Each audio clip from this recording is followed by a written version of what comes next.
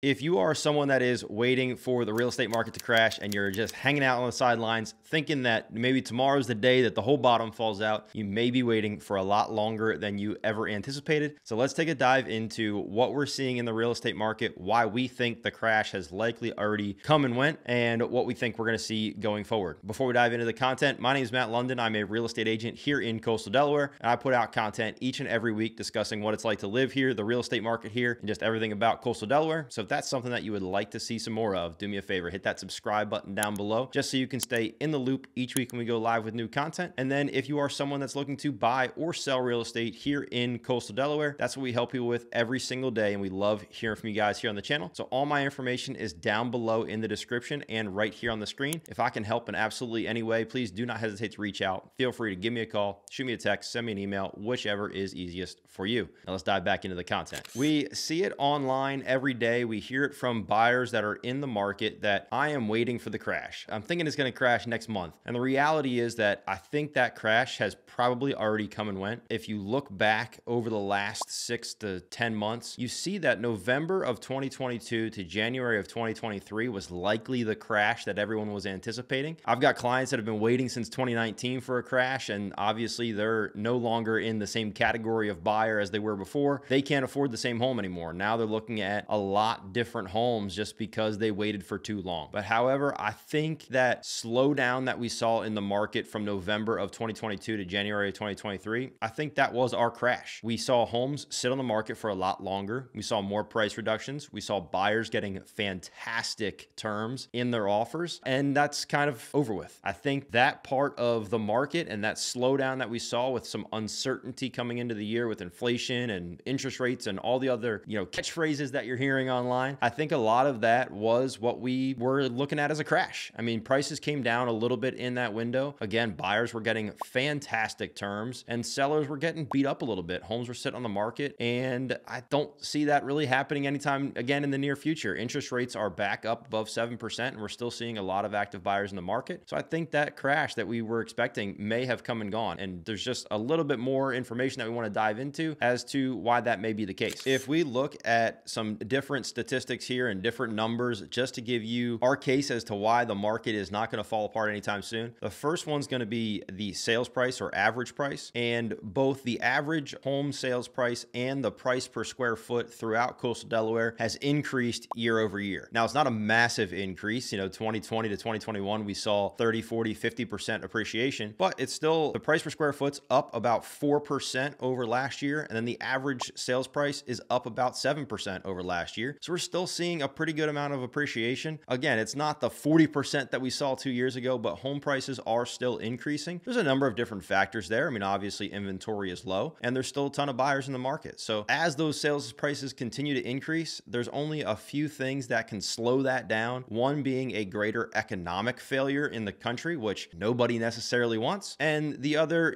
being that interest rates just get so high that many buyers cannot afford it. However, there are some nuances to the interest rate equation because there are so many cash buyers in this area. As we take a look at inventory this time in 2023 versus 2022, in 2022, we thought there was no homes in the market. We thought inventory was extremely low and we didn't know what we were going to do because we couldn't find houses to sell. Well, it got worse. Right now, as of July of 2023, we're seeing even less inventory than we saw in July of 2022. We're seeing way fewer homes in the market, and a big factor again there is interest rates. With interest rates back above 7%, we've got a lot of would-be sellers that just decide that they're not going to sell. They've locked in at that high 2, low 3, mid 3 interest rate, and they're like, why would I sell and go somewhere else and pay double the interest rate? I can't afford the same home. I can't afford the monthly payment on the same home because interest rates have doubled from when I bought or when I refinanced. So instead of moving, I'm just going to alter the house and I'm going to make improvements to the home so that I'm happy here and I can keep that low interest rate. So a lot of those would-be sellers are just reallocating that cash into a remodel or an extension on their home, a new kitchen, those kind of items, versus just up and moving a couple miles down the road into a home they like. Many people are starting to modify the home they're in because those interest rates have gotten to the point where in 2 or 3 years, it's more than doubled in amount. And it's just taken a big toll on affordability for a lot of would-be sellers into buyers. And again, now they're just modifying the home they're in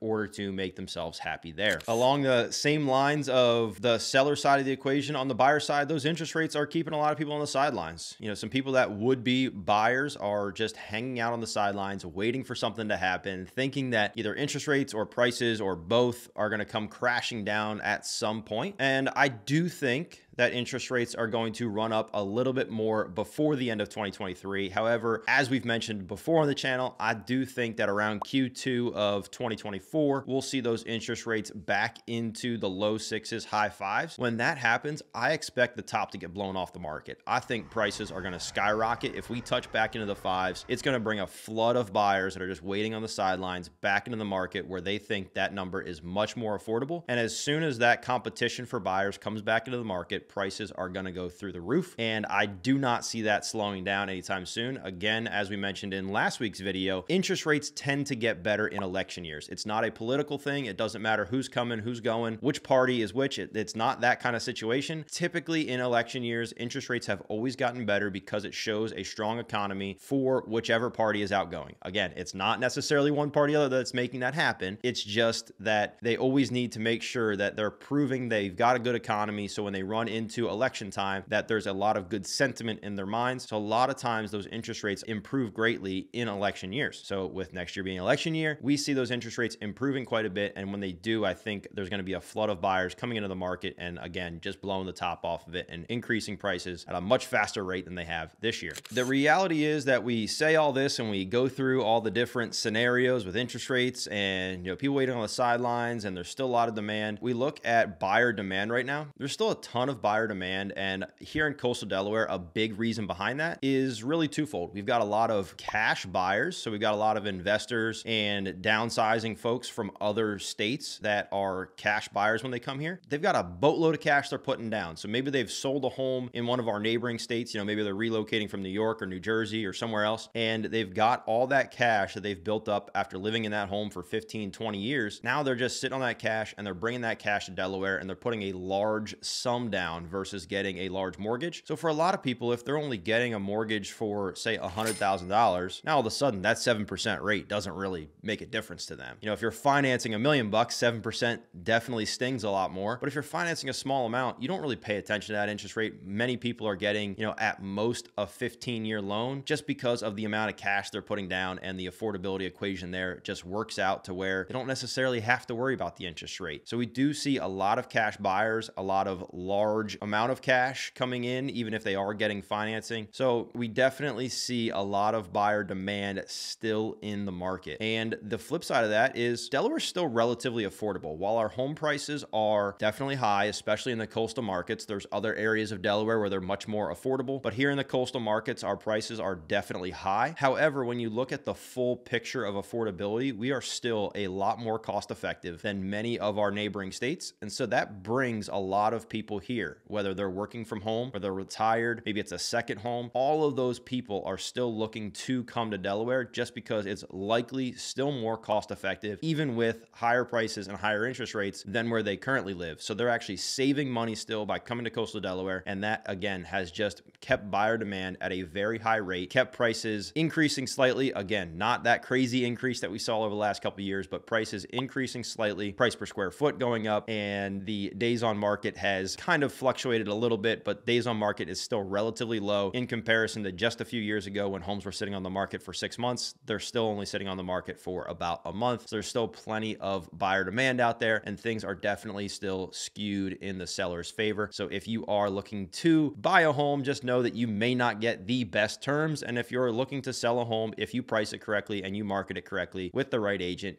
just know that you can get some pretty stellar terms on the seller side. That's going to do it for today's video on just the general health of the market, how the crash is over, and where we see things going from here. I hope you guys found some value in today's video. If you did, do me a favor. Again, hit that subscribe button down below, smash the notification bell next to it, just so you can stay in the loop each week when we go live discussing all things coastal Delaware. And then if you are someone that's looking to buy or sell real estate here in coastal Delaware, that's again what we help you with every single day. And we absolutely love hearing from you guys here on the channel. So all our information is down below in the description and here on the screen. Just reach out, give us a call, shoot us a text, send me an email, whichever one works best for you, and someone from my team will be in contact with you almost immediately. I hope to see you guys next time.